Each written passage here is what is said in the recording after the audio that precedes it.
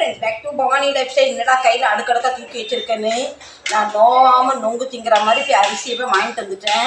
இந்த அரிசியை உற்பத்தி பண்ணவங்க சோக கதையும், அதை நம்ம பக்கத்தில் நம்ம கையில் கொண்டாந்து கொடுத்த சோக கதையும் ஒரு குட்டி ஸ்டோரியாக பார்க்கலாமா? வாங்க வீடியோக்குள்ளே போகலாம். நம்மள்கிட்ட பணம் இருக்குது, நம்ம கஷ்டப்பட வேண்டாம்னு கடையில் பணத்தை கொடுத்து அரிசி வாங்கிட்டு வந்துட்டோம். நம்மள மாதிரி விவசாயியும் இப்படி யோசனை பண்ணியிருந்தால் நம்ம நிலமை என்ன ஆயிருக்கும்? நம்ம பாஸ்மதி ரைஸ் சொல்கிறோம், ஸ்ட்ரீம் கோலம் ரைஸ் சொல்கிறோம், புழுங்கல் அரிசி சொல்கிறோம், தொப்பி அரிசி சொல்கிறோம், சம்பா அரிசி சொல்கிறோம், ஜீரக சம்பான்னு சொல்கிறோம், பாஸ்மதி துக்குடா சொல்கிறோம், பாஸ்மதி முழு ரைஸ் சொல்கிறோம், ஸ்டீம் ரைஸ் சொல்கிறோம், எத்தனாயிரம் ரைஸ் பேர் சொல்கிறோம். இதில் ஒன்றாவது நம்ம விவசாயி அவங்க வாயில் வச்சுருப்பாங்களா சொல்லுங்கள்? அவங்க வீட்டு பெண்கள் எல்லாம் ரேஷன் கடை வரிசையில் போய் நிற்கிறாங்க. நம்ம இந்த சோத்தை வாயில் வைக்கிறதுக்கு விவசாயி வாயில் மண்ணை கவுனா தான் நமக்கு இந்த வீட்டில் அரிசி நமக்கு வருது. எத்தனை பேர் இதை நீங்கள் உணர்ந்தீங்கன்னு தெரியல. நான் அடிக்கடி இந்த சோறு ஒரு பருக்க கீழே விழுந்தாலுமே, ஒரு ரைஸ் கீழே விழுந்தாலுமே எனக்கு அந்த ஃபீல் வரும். இதில் வேற போதாத்துக்கு நம்ம விவசாயி நமக்கு கருப்பு ரைஸ் நமக்கு ஒரு உற்பத்தி தண்ணி தராங்க.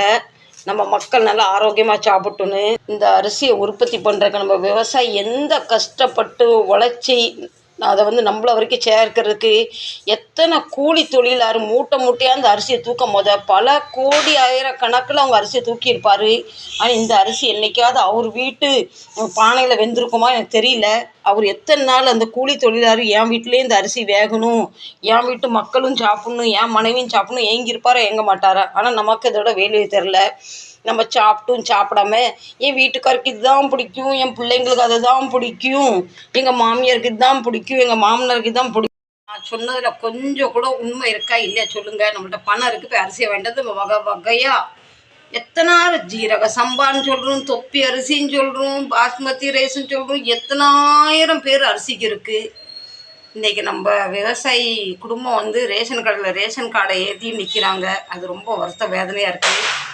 நான் இது எங்கேயுமே நேரில் இப்படி பார்த்ததில்ல. அதனால் பல வீடியோவில் பல வருத்த வேதனை பார்த்துருக்கேன். அதனால் நம்ம அரிசி கழுவும் போதையும் ஒரு ரைஸையும் கீழே போட்டுறாதீங்க. சாப்பிட முடியலையா எவ்வளோ வேணுமோ அவ்வளோ மட்டும் பொங்குங்க. நம்மகிட்ட வேஸ்ட் ஆகிட்டோம் வாயில்லாத ஜீவம் இருக்காங்க எத்தனையோ பேர், அவங்களுக்கு கொண்டு கொடுங்க. இந்த பதிவு ஒவ்வொருத்தருக்கும் இன்றைக்கி ஷேர் பண்ணணும்.